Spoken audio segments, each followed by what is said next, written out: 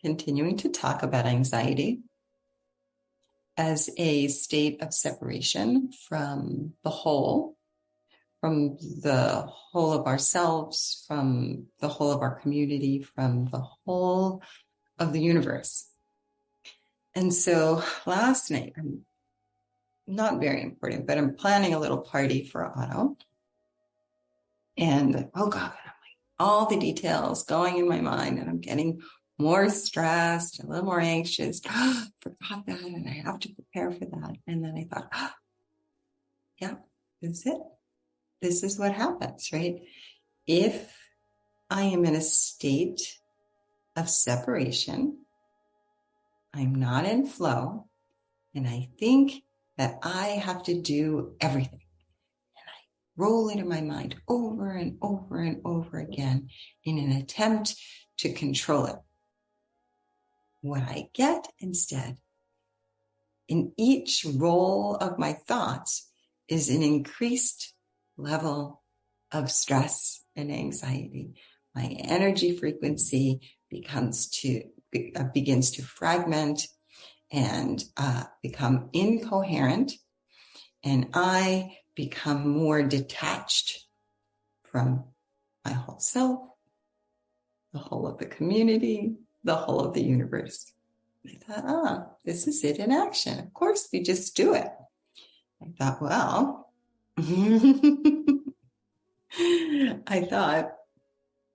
what do we do here? Right? How does this apply in the real world?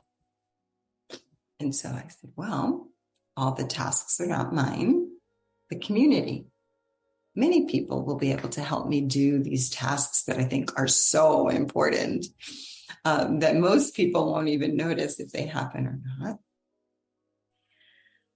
I am not accounting for the serendipity of life, and that if I am in the flow of things, I'm not in my mind, but if I'm in my body, in an experience, in a state of receptivity, then the universe steps in and helps. And I don't know how that will be, but I have faith that that will be true.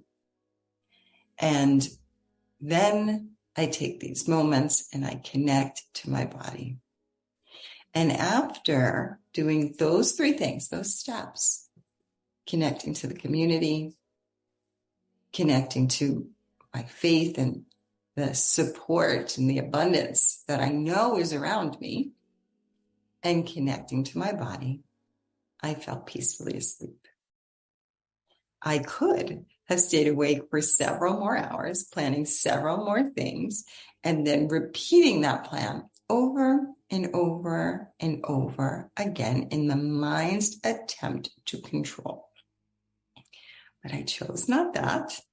I chose to sleep, and I chose to use the tools to change my current state.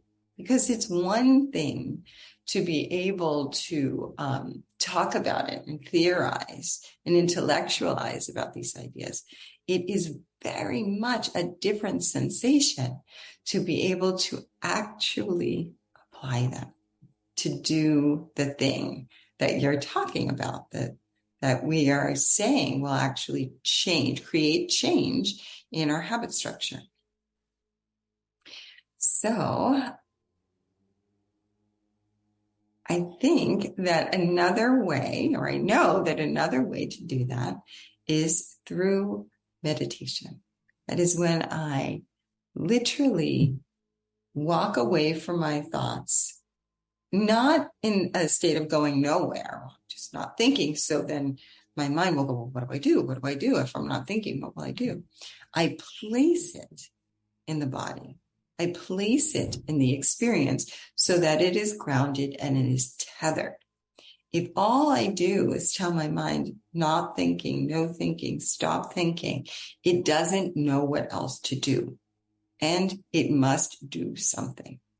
So I task it to, which it loves, a good task, to experience this current moment, experience the physicality of the body, that it is so beautifully tied to. The web between the mind and the body is a perfect synergy if we approach it that way, if we feed it in that way, if we remind the body and the mind that they are together on the same team. Let us begin to meditate. Finding your comfortable seat and your gazing point. We will go into Om meditation at the end. So if you're going to put on headphones, do that now.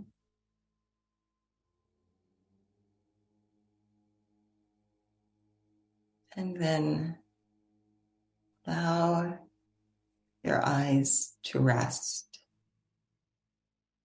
Rest in and of itself is a state of receptivity. And in a state of receptivity, we are in a state of connection.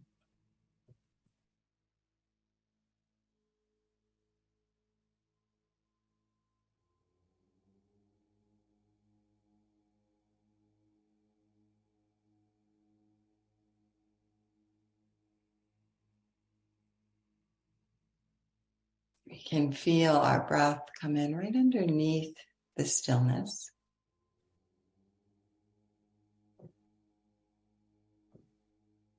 Setting up a rhythm that we can connect to, the in and out.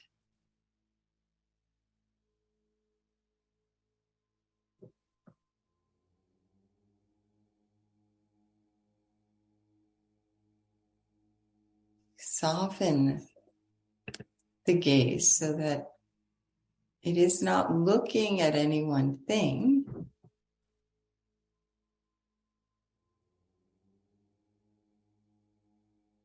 but it can perceive many things in its expanded state.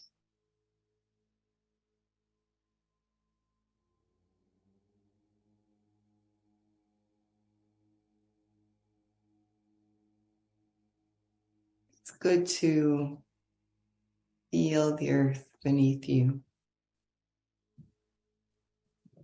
How supportive and constant it is. Always there. Never not there. You can rest in it. You can have faith in it.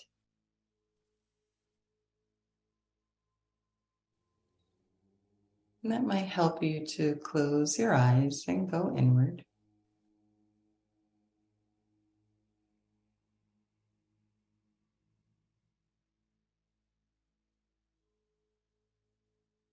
Allowing your tail to further root you into the Mother Earth.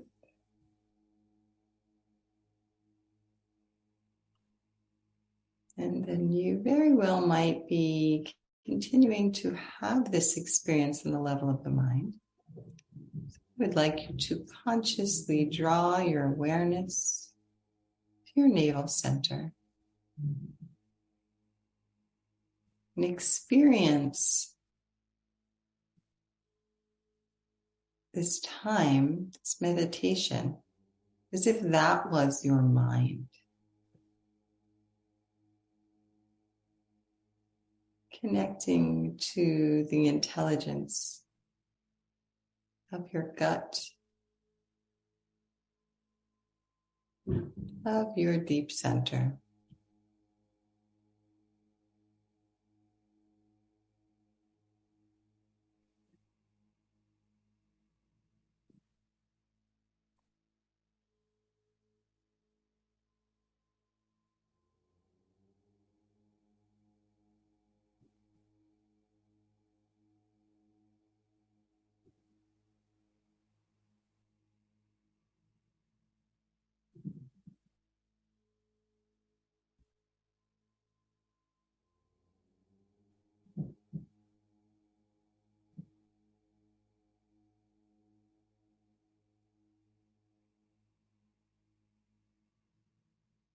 It is said that the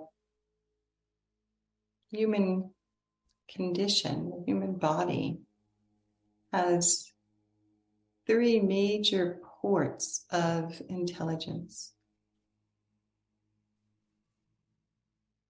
And every one of them equal in its ability to perceive and to process. The gut, the heart, and the head.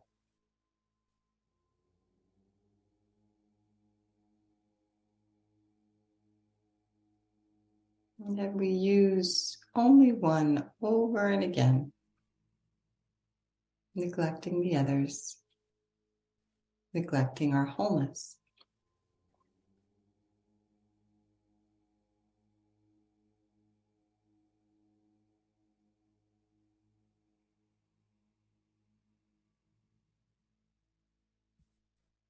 Continuing to be here in this present moment now through the portal of the heart.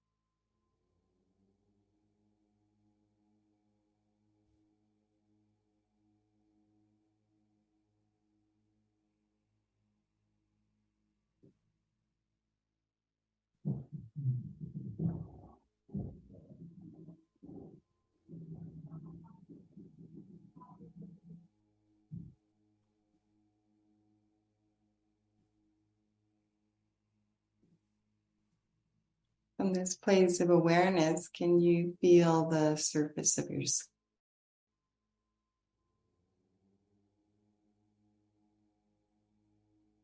How it's met by the environment around it.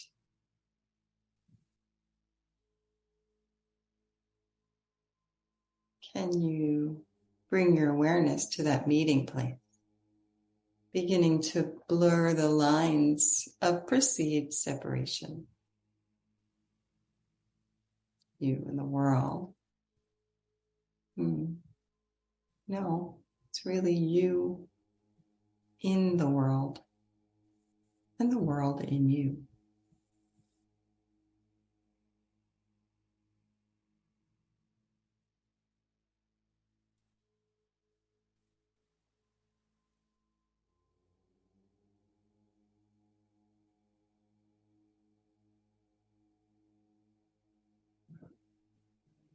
You begin to feel the center of your head as a place of balance, another sense perception. Not your mind, but the center of your head. And from there, becoming aware of the world around you. World around you leading you to your center.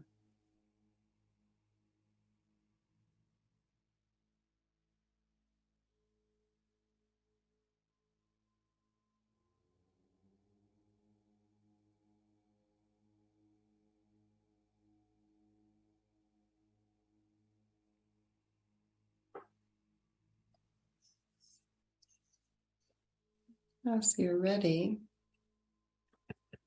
we'll go to that port of the seat of the Buddha,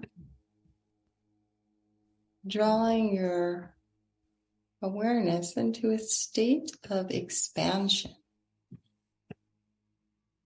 As you merge with the frequency of the sound, further blurring the lines of independence, instead trading up for unity and connection.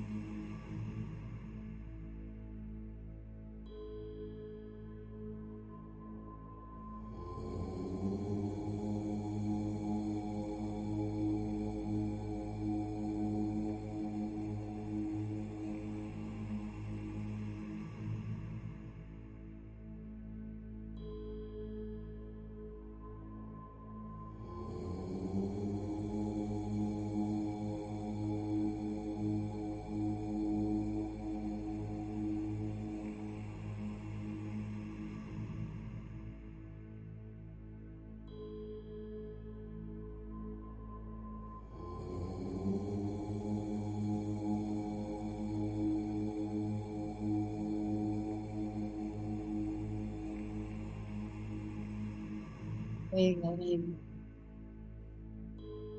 breath begin to deepen.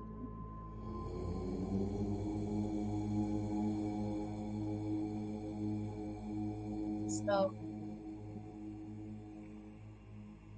In your current expanded state, the feeling of your breath.